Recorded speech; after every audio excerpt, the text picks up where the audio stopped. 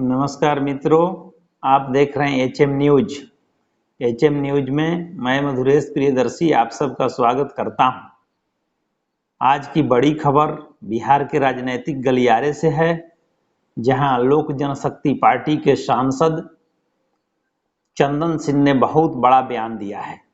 चंदन सिंह का बयान लोक जनशक्ति पार्टी के विधानसभा चुनाव में उम्मीदवार उतारने को लेकर है। चंदन सिंह ने अपने बयान में कहा है कि लोक जनशक्ति पार्टी को बिहार के 143 विधानसभा क्षेत्रों में अपने प्रत्याशी उतारने चाहिए, यानी कि लोजपा को 143 सीटों पर चुनाव लड़ना चाहिए। चंदन सिंह का बयान ऐसे समय में आया है जब बिहार विधानसभा का चुनाव माथे पर है और तमाम राजनीतिक दल अपनी अपनी तैयारी में जुटे हैं। तमाम गठबंधन, एनडीए और महागठबंधन के नेता अपने अपने गठबंधनों की गांठ को सुलझाने में लगे हैं। ऐसे में चंदन सिंह ने यह बयान देकर एनडीए गठबंधन में खलबली मचा दी है। चंदन सिंह का कहना है कि लोक जनशक्ति पार्टी को 143 सीटों पर चुनाव लड़ना चाहिए। यह उनकी व्यक्तिगत इच्छा है और इस इच्छा से उन्होंने अपने पार्टी के राष्ट्रीय अध्यक्ष सांसद चिराग पासवान को भी अवगत करा दिया है। जैसा कि आप सभी जानते हैं, लोजपा के सांसदों की एक बैठक कल दिल्ली में लोक जनशक्ति पार्टी के राष्ट्रीय अध्यक्ष सांसद चिराग पासवान की अध्यक्षता में हुई थी, जिसमें लोजपा के वर्तमान एवं सभी पूर्व सांसदों ने भाग लिया था। बैठक में एक स्वर में सभी सांसदों एवं पूर्व सांसदों ने 143 सीटों पर बिहार में चुनाव लड़ने का अपना मंतव्य अपने राष्ट्रीय अध्यक्ष को दिया था।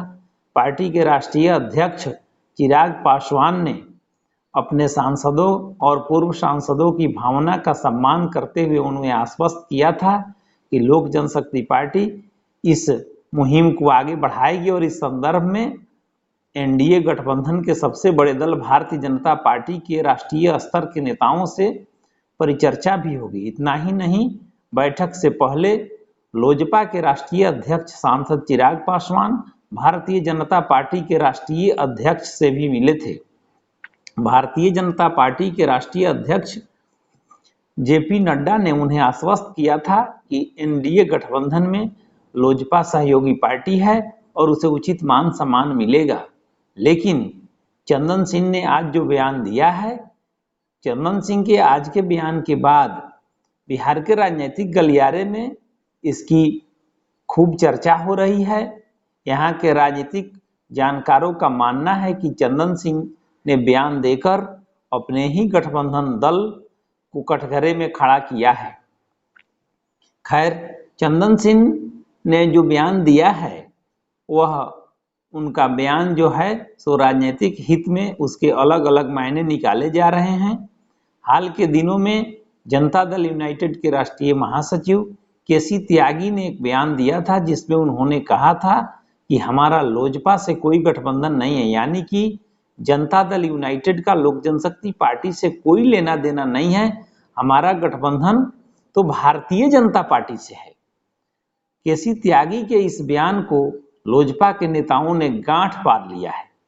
अब देखना यह है कि भारतीय जनता पार्टी का राष्ट्रीय नेतृत्व लोजपा द्वारा बांधे गए इस गांठ को कैसे सुलझा कर खोलते हैं और लोक जनशक्ति पार्टी इस गठबंधन में रहती है या नहीं। खैर, यह तो आने वाला समय बताएगा कि लोजपा का रोल एनडीए में क्या होगा और उसे कितनी सीटें मिलेगी।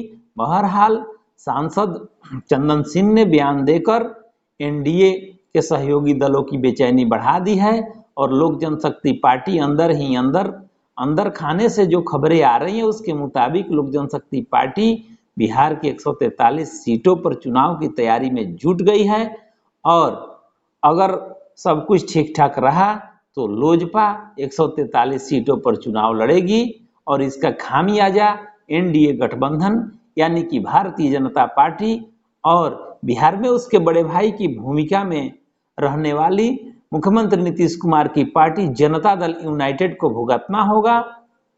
लेकिन अभी भी इसमें समय है। चुनाव आयोग ने चुनाव की तारीखों का ऐलान नहीं किया है।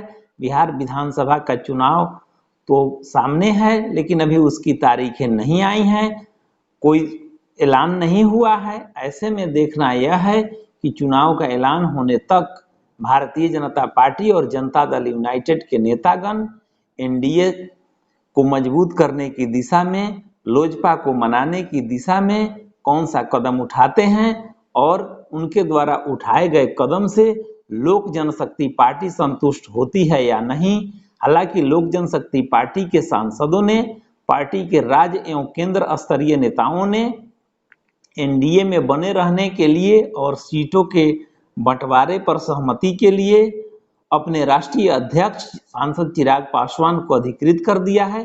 अब देखना यह है कि एनडीए गठबंधन में लोजपा के खाते में कितनी सीटें आती हैं, या लोजपा अपना बगावती तेवर दिखाते हुए एनडीए गठबंधन से बाहर होकर 143 सीटों पर चुनाव लड़ती है या नहीं। खैर, यह तो आने वाला वक्त ही बतलाएगा। आज के लिए बस इतना ही। बने रहिए एचएम न्यूज के साथ। हम बिहार की राजनीतिक खबरों से आपको हर पल अवगत कराते रहेंगे। धन्यवाद।